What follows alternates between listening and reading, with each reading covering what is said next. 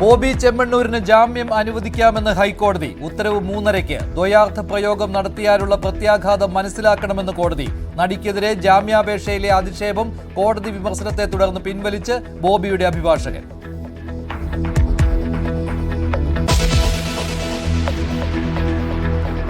ശബരിമലയിൽ മകരവിളക്കിന്ന്. മകരജ്യോതി ദർശനം കാത്ത അയ്യപ്പന്മാർ. തിരുവാഭരണ ഘോഷയാത്ര വലിയാന വട്ടത്തെത്തി. മകരവിളക്കിന്റെ സമഗ്രമായ തത്സമയ സംപ്രേഷണം ന്യൂസ് 18-ൽ.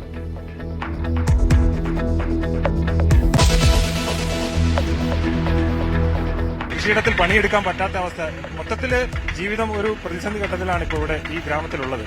അപ്പൊ ഇതെല്ലാം മാറ്റി കിട്ടാൻ വേണ്ടി വനം വകുപ്പ് എത്രയും പെട്ടെന്ന് ഇതിനെ വെടിവെച്ച് മാറ്റണം എന്നാണ് ഞങ്ങൾക്ക് പറയാനുള്ളത്. വയനാട് പുൽപ്പള്ളിയിൽ ഭീതി പരത്തി കടുവയുടെ വിഹാരം. ഒരാടിനെ കൂടി കൊന്നു. കാപ്പിത്തോട്ടത്തിലുള്ള കടുവയെ കൂടുവെച്ച് പിടിക്കാൻ വനംവകുപ്പ്. മയക്കുവെടി വെക്കണമെന്നാവശ്യപ്പെട്ട് നാട്ടുകാരുടെ പ്രതിഷേധം.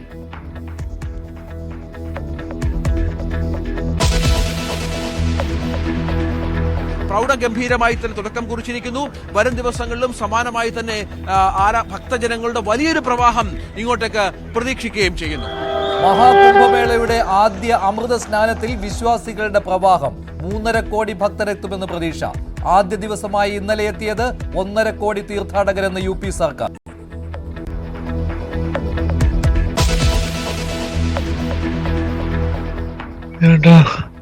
ഇതെന്റെ 6ാമത്തെ ആശുപത്രി. മാറ്റി വിട്ടോണ്ടിരിക്കും. ഞാനും പല വഴിക്കായി. റഷ്യൻ കൂലിപ്പട്ടാളത്തിലെ മലയാളിയായ ബിനിൽ മരിച്ചത് ഉക്രൈൻ ഡ്രോൺ ആക്രമണത്തിൽ. ദുരന്തത്തെക്കുറിച്ച് ന്യൂസ് 18നോട് സംസാരിച്ച് മോസ്കോയിൽ ചികിത്സയിലുള്ള സുഹൃത്ത് ജെയിൻ. വ്യാജ റിക്രൂട്ട്മെന്റിലൂടെ മലയാളികൾ റഷ്യയിലെത്തിയത് 10 മാസം മുൻപ്.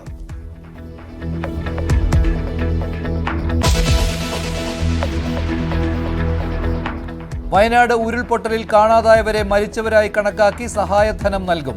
FIR പരിശോധിച്ച് റിപ്പോർട്ട് തയ്യാറാക്കാൻ റവന്യൂ ഉദ്യോഗസ്ഥർക്ക് സർക്കാർ നിർദ്ദേശം. ദുരന്തത്തിൽ കാണാതായത് 35 പേരെ.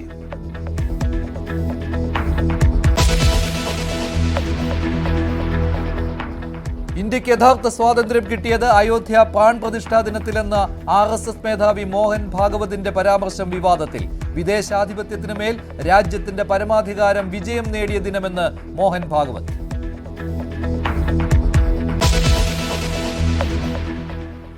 നടി ഹണി റോസിനെതിരായ ലൈംഗിക അധിക്ഷേപ കേസിൽ റിമാൻഡിൽ കഴിയുന്ന വ്യവസായി ബോബി ചെമ്മണ്ണൂരിന് ജാമ്യം നൽകാമെന്ന് ഹൈക്കോടതിയുടെ വാക്കാൽ പരാമർശം. ഉച്ചയ്ക്ക് ശേഷം 3:30 കോടതിയുടെ ഉത്തരവുണ്ടാവും. ബോബി ചെമ്മണ്ണൂരിന്റെ ജാമ്യാപേക്ഷയിൽ കോടതിയിൽ വാദം പൂർത്തിയായിട്ടുണ്ട്. ബോബിക്ക് ജാമ്യം അനുവദിക്കരുതെന്ന് ചൂണ്ടിക്കാട്ടിയ പ്രോസിക്യൂഷൻ കോടതി ഉത്തരവ് സമൂഹത്തിന് പാഠമാകണമെന്ന് ആവശ്യപ്പെട്ടിട്ടുമുണ്ട്. കൂടുതൽ വിവരങ്ങൾ നൽകാൻ ആജ്ഞ രവീന്ദ്രൻ ചേരുകയാണ്. ആജ്ഞ, ജാമ്യം കിട്ടുമെന്ന കാര്യം ഉറപ്പാണല്ലോ, പക്ഷേ ശക്തമായ വിമർശനം ബോബി ചെമ്മണ്ണൂരിനെതിരെ ഹൈക്കോടതിയിൽ നിന്നുണ്ടായിട്ടുണ്ടല്ലോ. ദ്വയാർത്ഥ പ്രയോഗമാണ് എന്ന കാര്യം ഹൈക്കോടതി അടിവരയിട്ട് പറയുകയും ചെയ്തിട്ടുണ്ടല്ലോ. മനുഷ്യ ദ്വയാർത്ഥ പ്രയോഗം ശക്തമായ ഭാഷയിൽ തന്നെയാണ് കോടതി വിമർശിച്ചത്. ദ്വയാർത്ഥ പ്രയോഗം ഇല്ല എന്ന പ്രോസിക്യൂഷന്റെ വാദത്തിന് അതല്ലല്ലോ, അത്തരത്തിലല്ലല്ലോ, ദ്വയാർത്ഥ പ്രയോഗം ഉണ്ടല്ലോ എന്നുള്ള തരത്തിൽ തന്നെ ചൂണ്ടിക്കാണിക്കുന്ന ഒരു സാഹചര്യത്തിലേക്ക് തന്നെയാണ് കോടതി പോയത്. മാത്രമല്ല, ഇത് സോഷ്യൽ മീഡിയകളിൽ ആർക്കും എന്തും പറയാമെന്നുള്ള തരത്തിലേക്ക് മാറിയിരിക്കുന്നു എന്നുള്ള പ്രോസിക്യൂഷൻ ചൂണ്ടിക്കാണിക്കുന്ന ഒരു സാഹചര്യം കൂടി ഉണ്ടായി. എന്തായാലും വലിയ വിമർശനമാണ് ബോബി ചെമ്മണ്ണൂരിനെതിരെ കോടതി ഉന്നയിച്ചത്. മാത്രമല്ല, ബോബി ചെമ്മണ്ണൂർ ഇനിമേലിൽ ഇത്തരത്തിൽ സോഷ്യൽ മീഡിയ കമന്റുകൾ ഇടാതെയും സോഷ്യൽ മീഡിയയിലൂടെ ഇത്തരം പരാമർശങ്ങൾ നടത്താതെയും ഇരിക്കുന്ന സാഹചര്യം ഉണ്ടാകണം. ഇനി മേലിൽ അദ്ദേഹം സോഷ്യൽ മീഡിയ ഉപയോഗിക്കില്ല എന്ന് അഭിഭാഷകന് ഉറപ്പു നൽകാൻ പറ്റുമോ എന്ന് കോടതി ചോദിക്കുന്ന ഒരു സാഹചര്യം കൂടി ഉണ്ടായി. പക്ഷേ അത് ഇല്ല എന്നാണ് അഡ്വക്കേറ്റ് രാമൻപിള്ള കോടതിയിൽ മറുപടി നൽകിയത്. എന്തായാലും ജാമ്യം നൽകാമെന്നുള്ള ഒരു തരത്തിലേക്ക് കോടതി ജാമ്യം നൽകാം, പക്ഷേ ഈ 3:30 വരുന്ന അല്ലെങ്കിൽ അപ്ലോഡ് ചെയ്യപ്പെടുന്ന വിധിപ്പകർപ്പിൽ വലിയ ഉപാധികൾ ഉണ്ടാകും, കഠിനമായ ഉപാധികൾ ഉണ്ടാകും എന്നുള്ള കാര്യം വ്യക്തമാണ്. കാരണം വിദേശത്തൊക്കെ വ്യാപാര സംരംഭങ്ങളുള്ള ആളാണ് ബോബി ചെമ്മണ്ണൂർ. അവിടേക്ക് കടന്നു പോകാം. അങ്ങനത്തെ ഒരു സാഹചര്യത്തിൽ കേസിലെ പിന്നീട് തുടർ നടപടികൾ ഉണ്ടാവുകയാണെങ്കിൽ അതിനെ ബാധിക്കുമെന്നും പ്രോസിക്യൂഷൻ കോടതിയിൽ ചൂണ്ടിക്കാട്ടിയിട്ടുണ്ട്. ആ ഒരു സാഹചര്യത്തിൽ പാസ്പോർട്ട് സറണ്ടർ ചെയ്യുന്ന ഉൾപ്പെടെ സോഷ്യൽ മീഡിയ ഹാൻഡിലുകൾ കൈകാര്യം ചെയ്യുന്നതിലുള്ള മിതത്വം പാലിക്കൽ ഉൾപ്പെടെയുള്ള കാര്യങ്ങൾ ഒരുപക്ഷെ കോടതി മുന്നോട്ട് വയ്ക്കാനുള്ള സാധ്യതയുണ്ട്. ശരി, 3:30-ക്കാണ് കോടതിയുടെ ഉത്തരവ് വരുന്നത്. ശക്തമായ പരാമർശങ്ങൾ കോടതി വിധിയിൽ ഉണ്ടാകുവാനുള്ള സാധ്യതയുണ്ട്. എന്തായാലും ബോബി ചെമ്മണ്ണൂരിന് ജാമ്യം നൽകാമെന്ന് കോടതി വാക്കാൽ പരാമർശം നടത്തിയിട്ടുണ്ട്. അതേസമയത്ത് തന്നെ ജാമ്യാപേക്ഷയിൽ നടിക്കെതിരെ ചില പരാമർശങ്ങൾ ബോബി ചെമ്മണ്ണൂർ നടത്തിയിരുന്നു. ഇത് പിൻവലിക്കണം എന്നുള്ള കാര്യവും കോടതി ആവശ്യപ്പെട്ടിരുന്നു. അതേ തുടർന്ന് ബോബി ചെമ്മണ്ണൂരിന്റെ അഭിഭാഷകൻ ആ പരാമർശങ്ങൾ പിൻവലിക്കുകയും ചെയ്തു. മറ്റൊരു വാർത്തയിലേക്ക്. വയനാട് അമരക്കുനിയിൽ ജനവാസ കേന്ദ്രത്തിൽ ഇറങ്ങിയ കടുവയെ പിടികൂടാനുള്ള ശ്രമം 3-ാം ദിവസവും തുടരുകയാണ്. തുടർച്ചയായ 2-ാം ദിവസവും കടുവ ആടിനെ കൊന്നു. കടുവയെ പിടികൂടുന്നത് വൈകുന്നതിൽ നാട്ടുകാർ കടുത്ത പ്രതിഷേധത്തിലാണ്. കൂടുവെച്ച് കടുവയെ പിടിക്കാം എന്നാണ് വനംവകുപ്പ് പറയുന്നത്. എന്നാൽ മയക്കുവെടി വെക്കണം എന്നാവശ്യപ്പെട്ട് ജനങ്ങൾ പ്രക്ഷോഭത്തിലാണ്. ഊട്ടിക്കവല പായ്ക്കണ്ടത്തിൽ ബിജുവിന്റെ ആടിനെ പുലർച്ചെ 2 മണിയോടെ കടുവ ആക്രമിച്ചു കൊന്നു. വീട്ടുകാർ ബഹളം വെച്ചപ്പോൾ ആടിനെ ഉപേക്ഷിച്ചു കടുവ കടന്നു. ഞാൻ രാത്രി നോക്കുമ്പോൾ ഒരു ഒച്ച കേട്ടായിരുന്നേ. നോക്കിയപ്പോൾ ജനല് തുറന്ന് നോക്കിയപ്പം ഈ കൂട് കിടന്ന പടയ്ക്ക് ഒച്ച കേട്ടു. നോക്കിയപ്പോൾ ഉണ്ട് കൂട്ടിന്ന് ഇവിടുന്ന് കടുവ ഇതിനെ പിടിച്ച് തള്ളേനെ കൊന്നേച്ച് ഇങ്ങോട്ട് മാറിപ്പോവുക, ഇങ്ങോട്ട് ഇറങ്ങി പോവുക. വനം വകുപ്പിന്റെ പരിശോധനയിൽ സമീപത്തെ കാപ്പിത്തോട്ടത്തിൽ കടുവയുടെ സാന്നിധ്യം സ്ഥിരീകരിച്ചു. സാഹചര്യം അനുകൂലമായാൽ മയക്കുവെടി വെക്കും. നമ്മളിവിടെ ക്യാമ്പ് സെറ്റ് ചെയ്തിട്ടുണ്ട്. നമ്മുടെ ജീവനക്കാർ 24 മണിക്കൂറും ഇവിടെയുണ്ട്. ഡോക്ടർ അരുൺ സക്കറിയുടെ ടീമും ഇവിടെ ക്യാമ്പ് ചെയ്യാനുള്ള എല്ലാ ഏർപ്പാടും ചെയ്തിട്ടുണ്ട്. ഏതായാലും രാത്രിയും പകലോ വ്യത്യാസമില്ലാതെ ഈ കടുവയെ മയക്കുവെടി വെച്ച് പിടികൂടുന്നതിനുള്ള എല്ലാ നടപടികളും നമ്മൾ സ്വീകരിക്കും. കടുവയെ പിടിക്കാൻ വൈകുന്നതിനെതിരെ നാട്ടുകാർ ചേരിതിരിഞ്ഞു രംഗത്തെത്തി. ഇതോടെ പ്രദേശത്ത് നേരിയ സംഘർഷവുമുണ്ടായി.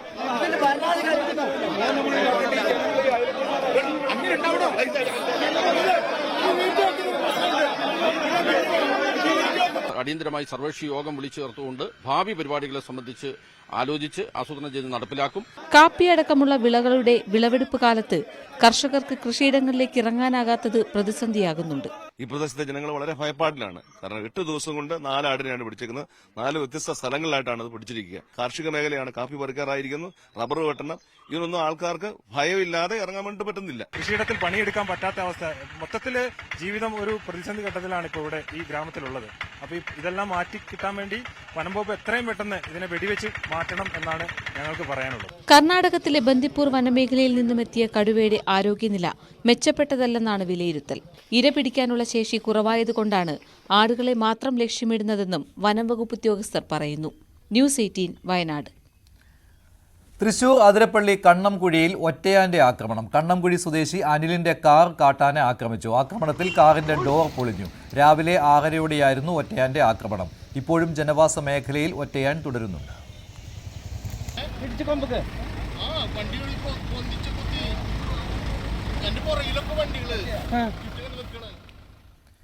മൂന്നാറിൽ വീണ്ടും പടയപ്പ ഇറങ്ങി. കന്നിമല ടോപ്പ് ഡിവിഷനിൽ കാട്ടാന ഇറങ്ങുകയായിരുന്നു. മേഖലയിൽ കൃഷിയിടങ്ങളിൽ ആന നാശം വിധിച്ചിട്ടുണ്ട്. ദിവസങ്ങളായി മൂന്നാറിലെ വിവിധ മേഖലകളിൽ പടയപ്പ പതിവായി ഇറങ്ങുന്നുണ്ട്.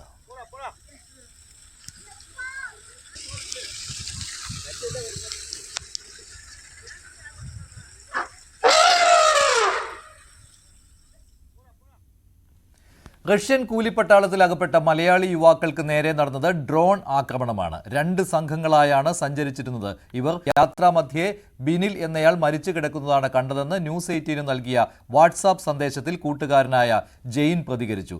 അതേസമയം ബിനിലിന്റെ മൃതദേഹം നാട്ടിലെത്തിക്കുന്ന കാര്യത്തിൽ അനിശ്ചിതത്വം ഇപ്പോഴും തുടരുകയാണ്. News 18 exclusive.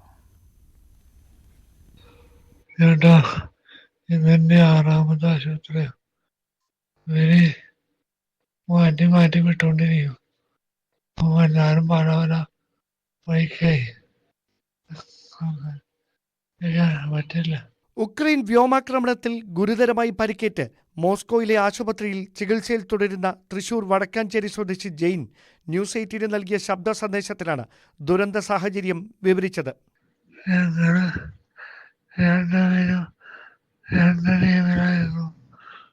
പോയിരുന്നത്. ഞാൻ നോക്കിയപ്പോ വൈകുന്നേരം അവിടെ മരിച്ചു കിടക്കുന്നുണ്ട്. അപ്പൊ ഞാന് അടുത്തപ്പോ വെടിവെച്ച പാടൊന്നല്ല കണ്ടത്. അവിടേക്ക് മുമ്പിലേക്ക് ആൾക്കാർ കയറിപ്പോണ്ടായിരുന്നു. അപ്പൊ ഡ്രോൺ അറ്റാക്ക് ആണ് ഉണ്ടായത്. അത് കഴിഞ്ഞ് പോകുമ്പോഴാണ് എനിക്കും അപകടം ഉണ്ടായത്. കഴിഞ്ഞ 5-ാം തീയതിയാണ് ബിനിൽ ടിബിയും ബന്ധുവായ ജെയിനും റഷ്യൻ കൂലിപ്പട്ടാളത്തിലെ 2 സംഘങ്ങൾക്കൊപ്പം യുദ്ധമുഖത്തേക്ക് പുറപ്പെട്ടത്. യാത്രാമധ്യേ ജെയിൻ കണ്ടതാകട്ടെ ഉക്രൈൻ വ്യോമാക്രമണത്തിൽ ജീവൻ നഷ്ടപ്പെട്ട ബിനിലിന്റെ തണുത്തുമരവിച്ച ശരീരം. സംഭവസ്ഥലത്ത് നിൽക്കരുതെന്ന് മുന്നറിയിപ്പ് ലഭിച്ചതിനെ തുടർന്ന് രക്ഷപ്പെടാൻ നിർദ്ദേശം വന്നു. താൻ ഉൾപ്പെടെയുള്ള സംഘത്തിന് നേരെ ഡ്രോൺ ആക്രമണം ഉണ്ടായത് രക്ഷപ്പെട്ട് മടങ്ങുന്ന വഴിക്കെന്നും ജെയിൻ പറയുന്നു. ഡ്രോൺ ആക്രമണത്തിൽ ഗുരുതരമായി പരിക്കേറ്റ ഒപ്പമുണ്ടായിരുന്നവരെക്കുറിച്ചുള്ള ഒരു സൂചനകളുമില്ല. ബിനിലിന്റെ മൃതദേഹം നാട്ടിലേക്ക് കൊണ്ടുവരുന്ന കാര്യത്തിൽ ഇപ്പോഴും അനിശ്ചിതത്വം തുടരുകയാണ്. മരണവിവരം ബിനിലിന്റെ ഭാര്യയെ എംബസിയിൽ നിന്ന് ഔദ്യോഗികമായി അറിയിച്ചെങ്കിലും തുടർ നടപടിക്രമങ്ങൾ എങ്ങനെയെന്ന കാര്യത്തിലും അവ്യക്തതയുണ്ട്. വിദേശകാര്യ മന്ത്രാലയത്തിന്റെ അടിയന്തര ഇടപെടലിലൂടെ റഷ്യൻ അതിർത്തിയിൽ കുടുങ്ങിക്കിടക്കുന്ന മറ്റ് ഇന്ത്യൻ പൗരന്മാരെ രക്ഷപ്പെടുത്തണമെന്ന ആവശ്യവും ശക്തമായിരിക്കുകയാണ്. കഴിഞ്ഞ ഏപ്രിൽ മാസത്തിലാണ് ക്യാൻറ്റീൻ ജോലിക്കെന്ന പേരിൽ സുഹൃത്തു മുഖേന തൃശൂർ വടക്കാഞ്ചേരി സ്വദേശി ജെയിനും കുട്ടതല്ലൂർ സ്വദേശി ബിനിൽ ടിബിയും റഷ്യയിലെത്തിയത്. Dan Kurian, news 18, Thiruvananthapuram. വയനാട് ഉരുൾപൊട്ടലിൽ കാണാതായവരെ മരിച്ചവരായി കണക്കാക്കി സഹായം നൽകാൻ സർക്കാരിന്റെ തീരുമാനം. ഇവരുടെ പട്ടിക തയ്യാറാക്കാൻ പ്രാദേശിക സംസ്ഥാനതല സമിതികളെ തീരുമാനിച്ച് റവന്യൂ വകുപ്പ് ഉത്തരവിറക്കിയിട്ടുണ്ട്. ദുരന്തബാധിത മേഖലകളിൽ നിന്നുള്ള 35 പേരെയാണ് കണ്ടെത്താനുള്ളത്. വയനാട് പുനരധിവാസ പ്രവർത്തനങ്ങൾ ഊർജിതമാക്കുന്നതിന്റെ ഭാഗമായാണ് സർക്കാരിന്റെ നടപടി. കാണാതായവരുടെ കുടുംബാംഗങ്ങളുടെ നിരന്തര ആവശ്യം കൂടി പരിഗണിച്ചാണ് സുപ്രധാന തീരുമാനം. മരിച്ചവരുടെ ആശ്രിതർക്ക് ധനസഹായം കൈമാറിയപ്പോൾ അതേ പരിഗണന ദുരന്തത്തിൽപ്പെട്ട് കാണാതായവർക്കും വേണമെന്നായിരുന്നു പ്രധാന ആവശ്യം. മരിച്ചവരുടെ ആശ്രിതർക്ക് അർഹമായ എക്സ്ഗ്രേഷ്യ ഉൾപ്പെടെയുള്ള എല്ലാ ആനുകൂല്യങ്ങളും അവരുടെ അടുത്ത ബന്ധുക്കൾക്ക് നൽകാൻ നേരത്തെ സർക്കാർ തീരുമാനിച്ചിരുന്നു. കാണാതായവരുടെ അടുത്ത ബന്ധുക്കൾക്കും ഇതേ ആനുകൂല്യങ്ങൾ ഉറപ്പാക്കുന്നതാണ് ഇപ്പോഴത്തെ നടപടി. ദുരന്തത്തിൽ കാണാതായ 35 പേരെ മരിച്ചവരുടെ പട്ടികയിൽപ്പെടുത്തി ഉത്തരവിറക്കുന്നതാണ് പ്രധാന നടപടിക്രമം. ഇതിനായി പ്രാദേശിക തലത്തിൽ village officer, panchayat secretary, SHO എന്നിവരടങ്ങുന്ന സമിതി പട്ടിക തയ്യാറാക്കും. ഇത് ദുരന്ത നിവാരണ അതോറിറ്റിക്ക് കൈമാറും. അവർ പരിശോധിച്ച് സമർപ്പിക്കുന്ന പട്ടിക ആഭ്യന്തര വകുപ്പ് അഡീഷണൽ ചീഫ് സെക്രട്ടറിയും റവന്യൂ, തദ്ദേശ ഭരണ പ്രിൻസിപ്പൽ സെക്രട്ടറിമാരും അടങ്ങുന്ന സംസ്ഥാനതല സമിതി സൂക്ഷ്മ പരിശോധന നടത്തി സർക്കാരിന് കൈമാറും. പരാതി ഉണ്ടെങ്കിൽ 30 ദിവസത്തിനുള്ളിൽ പരിഹരിക്കാനും അവസരമുണ്ടാകും. തുടർന്ന് കാണാതായവരെ മരിച്ചവരുടെ പട്ടികയിൽപ്പെടുത്തി ഉത്തരവിറക്കുന്നതോടെ അവരുടെ അടുത്ത ബന്ധുക്കൾ ധനസഹായത്തിന് അർഹരാകും. ന്യൂസ് 18, തിരുവനന്തപുരം. ഇനി ശബരിമല വാർത്തകൾ. സംക്രമസന്ധ്യ നിങ്ങൾക്കായി സമർപ്പിക്കുന്നത് മിൽമാഗി. വ്രതശുദ്ധിയുടെയും നന്മയുടെയും നാളുകൾ പരിശുദ്ധമാക്കാം മിൽമയ്ക്കൊപ്പം. And BLM. Bharat Lajna multi state housing cooperative society limited, Kerala, Tamil Nadu and Pondicherry. മകരവിളക്കിനുള്ള ഒരുക്കങ്ങൾ ശബരിമലയിൽ പൂർത്തിയായി. വൈകിട്ട് 6:30 ദീപാരാധനയ്ക്ക് ശേഷം പൊന്നമ്പലമേട്ടിൽ മകരജ്യോതി തെളിയും. നിയന്ത്രണം തുടരുന്നതിനിടയിലും ലക്ഷക്കണക്കിന് ഭക്തരാണ് സന്നിധാനത്ത് വിവിധ വ്യൂ പോയിന്റുകളിൽ തടിച്ചുകൂടിയിരിക്കുന്നത്. കാത്തിരുന്ന നിമിഷങ്ങളിലേക്ക് ശബരിമല സന്നിധാനം പതുക്കെ അടുക്കുകയാണ്. തിരുവാഭരണ ഘോഷയാത്ര സന്നിധാനം ലക്ഷ്യമാക്കി കാനനപാത വഴി യാത്ര തുടരുന്നു. വൈകുന്നേരം 5:30 ദേവസ്വം ബോർഡ് യാത്രയെ ആചാരപരമായി സ്വീകരിക്കും. 6:30 തിരുവാഭരണം ചാർത്തി ദീപാരാധന, തുടർന്ന് പൊന്നമ്പലമേട്ടിൽ മകരവിളക്ക്. രാവിലെ 8:45 മകര സംക്രമ പൂജയോടെയാണ് ഇന്നത്തെ പ്രധാന ചടങ്ങുകൾ തുടങ്ങിയത്.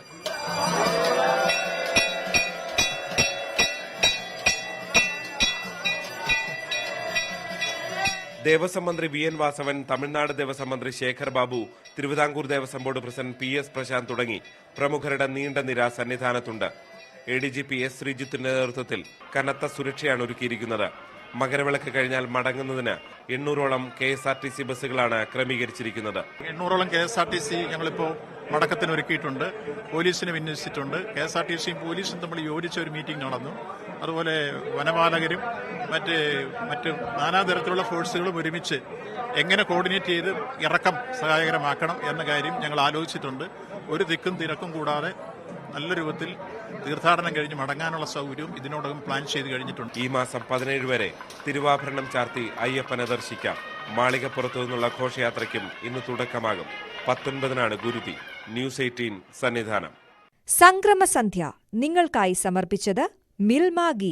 വ്രതശുദ്ധിയുടെയും നന്മയുടെയും നാളുകൾ പരിശുദ്ധമാക്കാം മിൽമയ്ക്കൊപ്പം.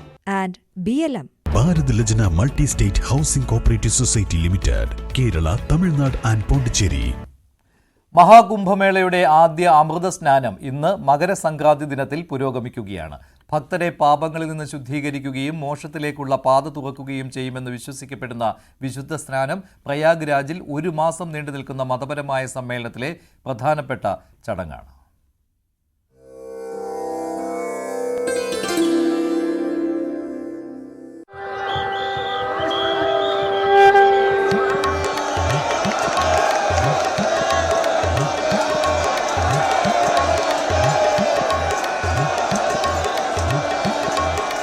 പതിമൂന്ന് അഖാഡകളിൽപ്പെട്ട സന്യാസിമാരുടെ മഹാപ്രവാഹമാണ് പ്രയാഗ്രാജിൽ. ജനുവരി 13 ആരംഭിച്ച് ഫെബ്രുവരി 26 മഹാശിവരാത്രിയോടനുബന്ധിച്ച് സമാപിക്കുന്ന മഹാകുംഭത്തിൽ 35 കോടി ഭക്തർ പ്രയാഗ്രാജിലെത്തുമെന്നാണ് ഉത്തർപ്രദേശ് സർക്കാർ കണക്കാക്കുന്നത്. ഇന്ത്യയുടെ പുരാതന സാംസ്കാരിക ആത്മീയ പൈതൃകത്തിന്റെ ആഘോഷമായാണ് മുഖ്യമന്ത്രി യോഗി ആദിത്യനാഥ് പരിപാടിയെ വിശേഷിപ്പിച്ചത്. ഓരോ അഖാഡയുടെയും പങ്കാളിത്തത്തിനായുള്ള തീയതി, സമയം, ക്രമം എന്നിവ വ്യക്തമാക്കുന്ന അമൃതസ്നാനിനായുള്ള വിശദമായ ഷെഡ്യൂൾ മഹാകുംഭ ഭരണകൂടം പുറത്തിറക്കിയിട്ടുണ്ട്. പഞ്ചായത്ത് അഖാര മഹാനിർവാണിയും ശംഭു പഞ്ചായത്തിൽ അടൽ അഖാരയും ചടങ്ങുകൾക്ക് നേതൃത്വം നൽകും. വിശുദ്ധ സ്നാനത്തിന് 40 മിനിറ്റ് സമയമാണ് ഓരോ അഖാഡകൾക്കും അനുവദിച്ചിരിക്കുന്നത്. जनता जनार्दन कितने भयानक, इतनी बहुत ज्यादा भीड़ देखकर हमारी अत्यंत आत्मा प्रसन्न है. जनता जनार्दन को बहुत बहुत आशीर्वाद. गंगा मैया सबकी मनोकामना पूर्ण करे. ശ്രീ തപോനിധി പഞ്ചായത്ത്, ശ്രീ നിരഞ്ജനി അഖാഡ, ശ്രീ പഞ്ചായത്ത് അഖാര ആനന്ദ്, ശ്രീ പഞ്ചദർശനം ജുന അഖാര പോലെയുള്ള സന്യാസ അവതാരകൾ അവർക്ക് അനുവദിച്ച സ്ലോട്ടുകൾക്ക് ശേഷം ദിവസം മുഴുവൻ ഈ ക്രമം തുടരും. വൈകിട്ട് 5:20 സമാപിക്കുന്ന അമൃതസ്നാൻ ശ്രീ പഞ്ചായത്ത് നിർമ്മൽ അഖാരയാണ് അവസാനമായി എടുക്കുക. സുഗമമായ ഏകോപനം ഉറപ്പാക്കാൻ ഓരോ അഖാഡയ്ക്കും പുറപ്പെടുന്നതിനും കുളിക്കുന്നതിനും മടങ്ങുന്നതിനും പ്രത്യേക സമയം അനുവദിച്ചിട്ടുണ്ട്. സംഘം പ്രദേശത്ത് വലിയ ജനക്കൂട്ടത്തിന് സാക്ഷ്യം വഹിച്ച മറ്റൊരു പ്രധാന സ്നാന ദിനമായ പൗഷ് പൂർണിമ കഴിഞ്ഞ് 1 ദിവസത്തിനു ശേഷമാണ് ആദ്യത്തെ അമൃത് സ്നാൻ. ഗംഗാ, യമുന, സരസ്വതി സംഗമസ്ഥാനത്താണ് ഏറ്റവും സുരക്ഷിതമായുള്ള ഈ സംവിധാനങ്ങൾ ഒരുക്കിയിരിക്കുന്നത്. നമ്മുടെ ദൃശ്യങ്ങളിലൊക്കെ അത് വളരെ വ്യക്തമായി കാണുകയും ചെയ്യും. അപ്പോൾ പ്രൗഢഗംഭീരമായി തന്നെ തുടക്കം കുറിച്ചിരിക്കുന്നു. വരും ദിവസങ്ങളിലും സമാനമായി തന്നെ ഭക്തജനങ്ങളുടെ വലിയൊരു പ്രവാഹം ഇങ്ങോട്ടേക്ക് പ്രതീക്ഷിക്കുകയും ചെയ്യുന്നു. പ്രശാന്ത് മംഗലശ്ശേരിക്കൊപ്പം രഞ്ജിത് രാമചന്ദ്രൻ, പ്രയാഗ്രാജ്. നിലമ്പൂർ നിയമസഭാ മണ്ഡലം ഉപതെരഞ്ഞെടുപ്പിലേക്ക് നീങ്ങുകയാണ്. അൻവറിന്റെ രാജി സ്പീക്കർ അംഗീകരിച്ചതോടെ ഇക്കാര്യം വ്യക്തമാക്കി നിയമസഭാ സെക്രട്ടേറിയറ്റ് വിജ്ഞാപനം പുറത്തിറക്കി. നിലമ്പൂർ നിയമസഭാ മണ്ഡലത്തിൽ ഒഴിവ് വന്ന കാര്യം സ്പീക്കർ ഇന്ന് തെരഞ്ഞെടുപ്പ് കമ്മീഷനെ അറിയിക്കും. നിലവിലെ നിയമസഭയുടെ കാലാവധി അവസാനിക്കാൻ 1.25 വർഷത്തോളം ബാക്കിയുള്ളതിനാൽ നിലമ്പൂരിൽ ഉപതെരഞ്ഞെടുപ്പിനാണ് കളമൊരുങ്ങുന്നത്.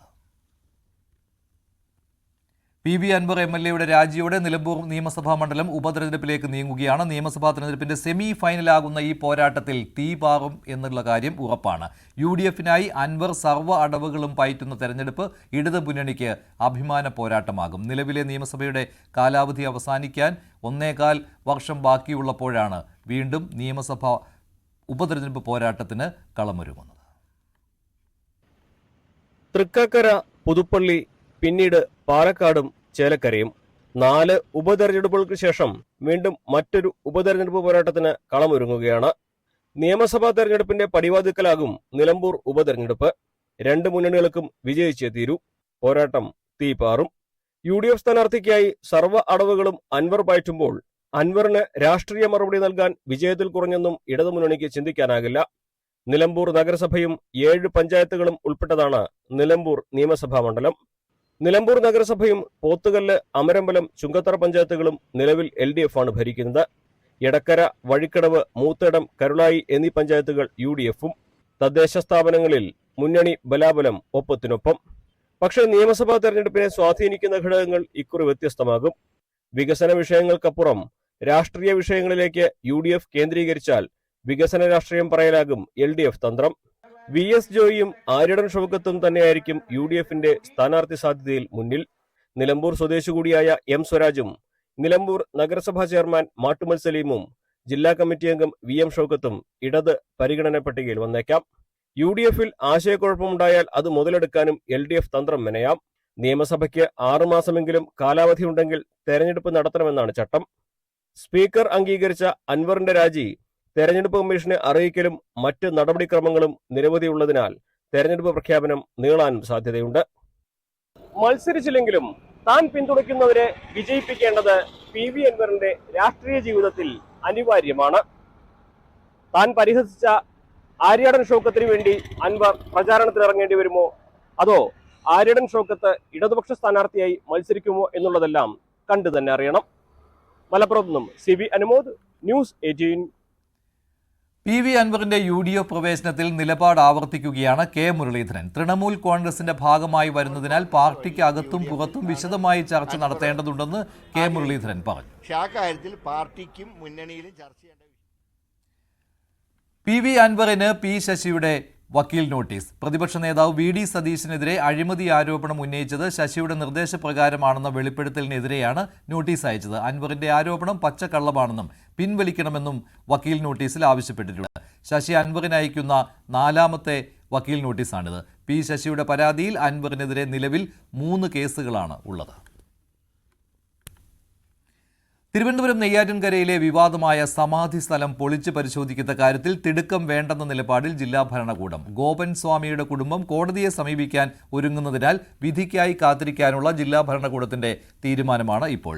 അതേസമയം സ്ഥലത്ത് ക്രമസമാധാന പ്രശ്നങ്ങൾ ഉണ്ടാകാൻ സാധ്യതയുണ്ടെന്ന മുന്നറിയിപ്പിനാൽ പോലീസ് നിരീക്ഷണം ശക്തമാക്കിയിട്ടുണ്ട്. കാവുവിളാകം കൈലാസനാഥ ക്ഷേത്രത്തോട് ചേർന്നുള്ള ഗോപൻ സ്വാമിയുടെ സമാധി സ്ഥലം പൊളിച്ച് പരിശോധിക്കാനുള്ള പോലീസ് നീക്കം കുടുംബാംഗങ്ങളുടെയും ഹൈന്ദവ സംഘടനകളുടെയും പ്രതിഷേധത്തെ തുടർന്നാണ് തൽക്കാലത്തേക്ക് മാറ്റിവെച്ചത്. സമാധി സ്ഥലം പൊളിക്കുന്നതിനെതിരെ ഗോപൻ സ്വാമിയുടെ കുടുംബം ഹൈക്കോടതിയെ സമീപിക്കാൻ ഒരുങ്ങുകയാണ്. കോടതി വിധിയുടെ അടിസ്ഥാനത്തിൽ തുടർ നടപടികൾ മതിയെന്ന നിലപാടിലാണ് ജില്ലാ ഭരണകൂടം. അതേസമയം സമാധി സ്ഥലം പൊളിച്ച് മൃതദേഹം പുറത്തെടുത്ത് പോസ്റ്റ്മോർട്ടം നടപടികൾ പൂർത്തിയാക്കിയാലേ മരണത്തിലെ ദുരൂഹത നീങ്ങുമെന്ന് സബ് കളക്ടർ കുടുംബാംഗങ്ങളെ അറിയിച്ചു. ഹൈക്കോടതിയെ സമീപിക്കാനായി എത്ര ദിവസത്തെ സാവകാശം നൽകണമെന്ന കാര്യത്തിൽ ജില്ലാ കളക്ടറുടേതാകും അന്തിമ തീരുമാനം. കോൺക്രീറ്റ് കൊണ്ട് നിർമ്മിച്ച സമാധി സ്ഥലം അളക്കുന്നതുൾപ്പെടെയുള്ള നടപടികൾ നേരത്തെ ആരംഭിച്ചിരുന്നു. കഴിഞ്ഞ വ്യാഴാഴ്ച രാവിലെയാണ് നെയ്യാറ്റിൻകര ആറാലുമൂട് കാവുവിളാകം സിദ്ധൻ ഭവനിൽ ഗോപൻ സ്വാമി മരിച്ചത്. കിടപ്പിലായിരുന്ന ഗോപൻ സ്വാമി വ്യാഴാഴ്ച രാവിലെ മരിച്ചതിനെ തുടർന്ന് സമാധിയിരുത്തിയെന്നാണ് ഭാര്യ സുലോചനയും മക്കളായ രാജസേനനും സനന്ദനും ആദ്യം പറഞ്ഞത്. രാജസേനൻ പിന്നീട് ഈ മൊഴി മാറ്റി.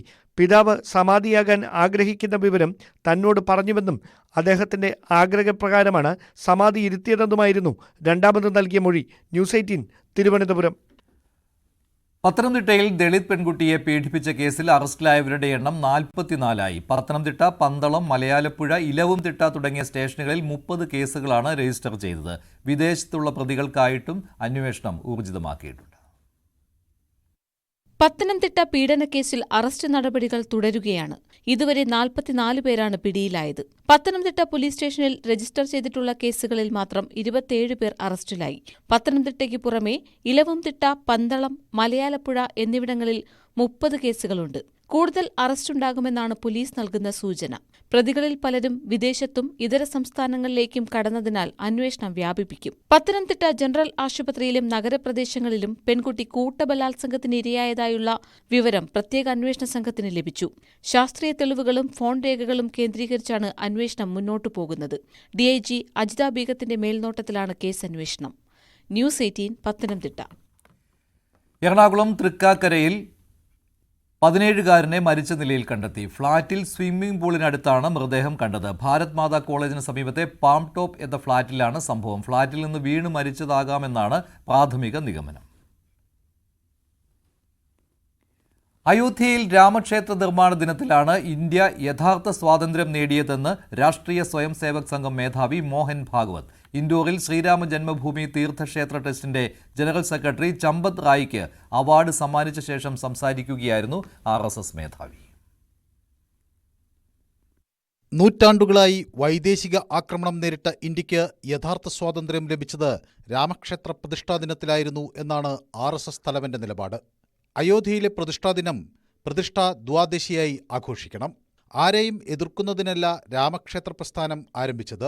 രാജ്യത്തിന് സ്വന്തം കാലിൽ നിൽക്കാനും ലോകത്തിന് വഴികാണിക്കാനും ഭാരതത്തിന്റെ ആത്മാവ് ഉണർത്താനുമാണ് നീക്കം സഹായിച്ചത്. ശ്രീരാമന്റെ ജന്മസ്ഥലത്ത് ഒരു ക്ഷേത്രം നിർമ്മിക്കാൻ ചില ശക്തികൾ ആഗ്രഹിക്കാത്തതിനാലാണ് രാമക്ഷേത്ര പ്രസ്ഥാനം ഇത്രയും കാലം നീണ്ടുപോയത്. ഇന്ത്യയുടെ ഉപജീവനമാർഗം രാമക്ഷേത്രത്തിന്റെ പ്രവേശന കവാടത്തിലൂടെയാണെന്നും എല്ലാവരും ഇത് മനസ്സിൽ സൂക്ഷിക്കണമെന്നും RSS മേധാവി. ക്ഷേത്ര പ്രതിഷ്ഠാദിന വേളയിൽ രാജ്യത്തുടനീളം പ്രദർശിപ്പിച്ച ഐക്യത്തെക്കുറിച്ച് പരാമർശിച്ച മോഹൻ ഭാഗവത് ദേശീയ അഭിമാനത്തിന്റെയും സാംസ്കാരിക പുനരുജ്ജീവനത്തിന്റെയും നിമിഷമെന്ന നിലയിലാണ് പ്രതിഷ്ഠാദിനത്തിന്റെ പ്രാധാന്യത്തെ അടിവരയിടുന്നത്. ശ്രീരാമ ജന്മഭൂമി തീർത്ഥക്ഷേത്ര ട്രസ്റ്റിന്റെ ജനറൽ സെക്രട്ടറി ചമ്പത് റായ്ക്ക് ദേശീയ ദേവി അഹല്യ അവാർഡ് സമ്മാനിച്ചുകൊണ്ടുള്ള മോഹൻ ഭാഗവത്തിന്റെ പരാമർശം രാഷ്ട്രീയ വേദികളിലും ചർച്ചയാവുകയാണ്. മന്ദിർ മസ്ജിദ് തർക്കം രാജ്യത്തെ മറ്റിടങ്ങളിൽ ഒഴിവാക്കണമെന്ന RSS തലവന്റെ ആവർത്തിച്ചുള്ള അഭ്യർത്ഥന ഹൈന്ദവ സംഘടനകൾക്കിടയിൽ തന്നെ ഭിന്നതയ്ക്ക് ഇടയാക്കിയിരുന്നു. News desk news 18. അമേരിക്കയിലെ ലോസ് ഏഞ്ചൽസിനെ വിഴുങ്ങിയ കാട്ടുതീയിൽ മരണം 24ആയി. കോടികളുടെ നാശനഷ്ടമുണ്ടാക്കിയ തീ ഇപ്പോഴും നിയന്ത്രണ വിധേയമായിട്ടില്ല. കാറ്റിന് വേഗത കൂടുന്നതോടെ സ്ഥിതി കൂടുതൽ ദുഷ്കരമാകുമെന്ന ആശങ്ക നിലവിലുണ്ട്.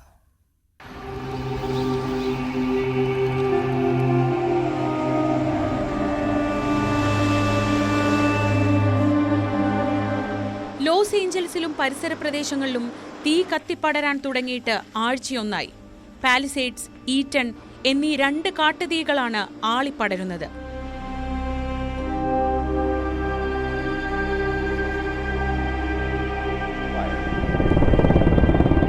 തീക്കാറ്റിൽ 40,000 ഏക്കറോളം പ്രദേശം കത്തിച്ചാമ്പലായി. 12,000-ത്തിലധികം കെട്ടിടങ്ങൾ നശിച്ചു. 10,000-ത്തോളം പേർക്ക് വീട് വിട്ട് പലായനം ചെയ്യേണ്ടി വന്നു.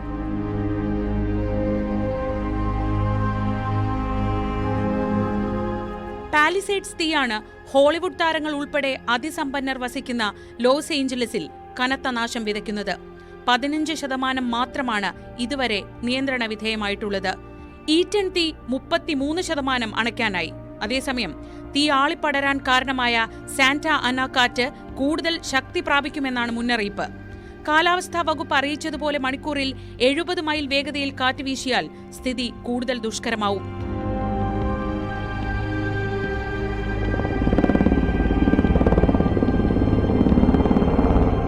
ലോസ് ഏഞ്ചൽസിലെ അതിസമ്പന്നർ തീയണയ്ക്കാൻ സ്വകാര്യ അഗ്നിശമന സംവിധാനങ്ങളെ ആശ്രയിച്ചു തുടങ്ങി.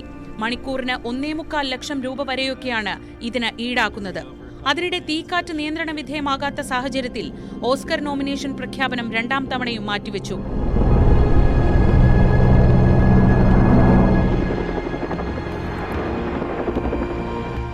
International desk news 18. Israel Hamas വെടിനിർത്തൽ ചർച്ചകളിൽ നിർണായകമായ പുരോഗതി. വെടിനിർത്തൽ കരാറിന്റെ ആദ്യഘട്ടത്തിൽ ഹമാസ് ബന്ദികളാക്കിയ ഇസ്രായേലി പൗരന്മാരെയും ഇസ്രായേൽ ജയിലിൽ തടവിലുള്ള പലസ്തീൻ പൗരന്മാരെയും മോചിപ്പിക്കുമെന്ന് അന്താരാഷ്ട്ര മാധ്യമങ്ങൾ റിപ്പോർട്ട് ചെയ്തു. ചർച്ചകൾ ഫലപ്രാപ്തിയിലെത്തിയാൽ 15 മാസം നീണ്ടുനിന്ന യുദ്ധത്തിനാണ് താൽക്കാലിക ആശ്വാസമാകുന്നത്. മധ്യേഷ്യയിലാകെ അശാന്തി വിതച്ച ഗസ യുദ്ധത്തിന് പരിഹാരമാകുമെന്ന പ്രതീക്ഷയിലാണ് ലോകം. 15 മാസമായി തുടരുന്ന ഇസ്രായേൽ ആക്രമണം അവസാനിപ്പിക്കാനുള്ള ചർച്ചകൾ ഏറ്റവും ഫലപ്രദമായ നിലയിലെത്തിയത് ഇപ്പോഴാണ്. ഖത്തറും ഈജിപ്തും അമേരിക്കയും ഒക്കെ ചർച്ച നടത്തിയിരുന്നെങ്കിലും അതെല്ലാം പാതി വഴിയിൽ അവസാനിച്ചിരുന്നു. എന്നാൽ പ്രസിഡന്റ് സ്ഥാനത്ത് നിന്ന് പടിയിറങ്ങുന്നതിന് മുൻപ് വെടിനിർത്തൽ യാഥാർത്ഥ്യമാക്കാനുള്ള ജോ ബൈഡന്റെ ശ്രമങ്ങളാണ് ഇപ്പോഴത്തെ ചർച്ചകൾക്ക് വേഗം കൂട്ടിയത്. ഇസ്രായേൽ പ്രധാനമന്ത്രി ബെഞ്ചമിൻ നെതന്യാഹുവുമായി ബൈഡനും ഹമാസ് പ്രതിനിധികളുമായി ഖത്തർ അമീറും ചർച്ച നടത്തി. ഇതോടെയാണ് ദോഹ ചർച്ചകൾക്ക് വഴി തുറന്നത്. ഡൊണാൾഡ് ട്രംപിന്റെ പ്രതിനിധി സ്റ്റീവ് വിറ്റ്കോഫും ദോഹ ചർച്ചയുടെ ഭാഗമായി. ഹമാസ് ബന്ദികളാക്കിയ ഇസ്രയേലികളെ മോചിപ്പിക്കുക, ഇസ്രയേൽ തടവിലുള്ള പലസ്തീനികളെ മോചിപ്പിക്കുക, ഗസയ്ക്ക് അന്താരാഷ്ട്ര സഹായം സാധ്യമാക്കുക, ഗസയിൽ നിന്നുള്ള സൈനിക പിന്മാറ്റം തുടങ്ങിയവയാണ് കരാറിന്റെ ഭാഗമായി ഉൾപ്പെടുത്തിയിരിക്കുന്നത്. കരാർ ഇരുകൂട്ടരും പരിശോധിച്ചു വരികയാണ്. എന്നാൽ നിർദ്ദേശങ്ങൾ അംഗീകരിച്ചാൽ കീഴടങ്ങലാകുമോ എന്ന അഭിപ്രായം ഇസ്രായേലിന്റെ തീവ്ര വലതുപക്ഷത്തിനുണ്ട്. നിർദ്ദിഷ്ട കരാർ ഇസ്രായേലിന്റെ ദേശീയ സുരക്ഷയ്ക്ക് വിപത്തെന്നായിരുന്നു ധനമന്ത്രിയുടെ പ്രതികരണം. International desk news 18. American president Joe Biden പ്രഖ്യാപിച്ച വായ്പാ എഴുതിത്തള്ളൽ മികച്ച പ്രതികരണമാണ് ഉണ്ടാക്കുന്നത്. വായ്പകൾ എഴുതിത്തള്ളിയ അമേരിക്കക്കാരുടെ എണ്ണം 5 ദശലക്ഷത്തിലധികമായി. 1,50,000-ത്തിലധികം വിദ്യാർത്ഥികളുടെ കൂടി വായ്പകൾ റദ്ദാക്കിയതായി വിദ്യാഭ്യാസ വകുപ്പ് കഴിഞ്ഞ ദിവസം പ്രഖ്യാപിച്ചു. ബൈഡൻ ഭരണകൂടം $183 ബില്യൺ വിദ്യാർത്ഥി വായ്പകൾ റദ്ദാക്കുന്നത് വലിയ ആശ്വാസമാണ് പകരുന്നത്. തെറ്റിദ്ധരിച്ച് വ്യാജ സ്ഥാപനങ്ങളുടെ വലയിൽ വീണവരും ഭിന്നശേഷിക്കാരായ വിദ്യാർത്ഥികളും ഈ അവസരം പ്രയോജനപ്പെടുത്തി കടക്കെണിയിൽ നിന്ന് രക്ഷപ്പെടുകയാണ്. ഡൽഹി തെരഞ്ഞെടുപ്പ് ചൂടിലേക്ക് മുഖ്യമന്ത്രി അതീഷി നാമനിർദ്ദേശ പത്രിക നൽകി. ലജ്പത് നഗർ ജില്ലാ മജിസ്ട്രേറ്റ് ഓഫീസിലാണ് പത്രിക നൽകിയത്. കൽഖാജി മണ്ഡലത്തിൽ നിന്നാണ് അതീഷി രണ്ടാം തവണയും ജനവിധി തേടുന്നത്. മണ്ഡലത്തിലെ കോൺഗ്രസ് സ്ഥാനാർത്ഥി അൽക്ക ലാംബയും പത്രിക നൽകി. തെരഞ്ഞെടുപ്പ് പെരുമാറ്റച്ചട്ടം ലംഘിച്ചതിന് അതീഷിക്കെതിരെ FIR രജിസ്റ്റർ ചെയ്തിട്ടുണ്ട്. സർക്കാർ വാഹനം രാഷ്ട്രീയ ആവശ്യത്തിന് ഉപയോഗിച്ചുവെന്ന് ചൂണ്ടിക്കാട്ടിയാണ് കേസെടുത്തത്. നടപടിക്കെതിരെ അതീഷി രംഗത്ത് വന്നു. ന്യൂഡൽഹിയിലെ BJP സ്ഥാനാർത്ഥി പർവേഷ് വർമ്മ മെഡിക്കൽ ക്യാമ്പ് നടത്തി കണ്ണട വിതരണം ചെയ്തിട്ടും കമ്മീഷൻ കണ്ടില്ലെന്ന് നടിക്കുകയായിരുന്നെന്നാണ് മുഖ്യമന്ത്രിയുടെ പ്രതികരണം. തെരഞ്ഞെടുപ്പ് ഉദ്യോഗസ്ഥർക്ക് മേൽ സമ്മർദ്ദമുണ്ടെന്നും അതീഷി വിമർശിച്ചു. ഇനി സ്വർണം വെള്ളി നിരക്കുകൾ കൂടി നോക്കാം. കവിത ഗോൾഡ് ആൻഡ് ഡയമണ്ട്സ് ഇന്നത്തെ സ്വർണം വെള്ളി നിരക്കുകൾ നിങ്ങൾക്കായി സമർപ്പിക്കുന്നത് Kavitha gold and diamonds. Choose your special. സ്വർണം 22 ക്യാരറ്റ് ഗ്രാമിന് 7270, പവന് 58,160. 18 ക്യാരറ്റ് ഗ്രാമിന് 6045, പവന് 48,360. വെള്ളി ഗ്രാമിന് 96, കിലോയ്ക്ക് 96,000 രൂപ. കവിത ഗോൾഡ് ആൻഡ് ഡയമണ്ട്സ് ഇന്നത്തെ സ്വർണം വെള്ളി നിരക്കുകൾ നിങ്ങൾക്കായി സമർപ്പിക്കുന്നത് Kavitha gold and diamonds. Choose your special. ഇടവേളയ്ക്ക് ശേഷം സകലമാന കേരളം KP അഭിലാഷ് ചേരും.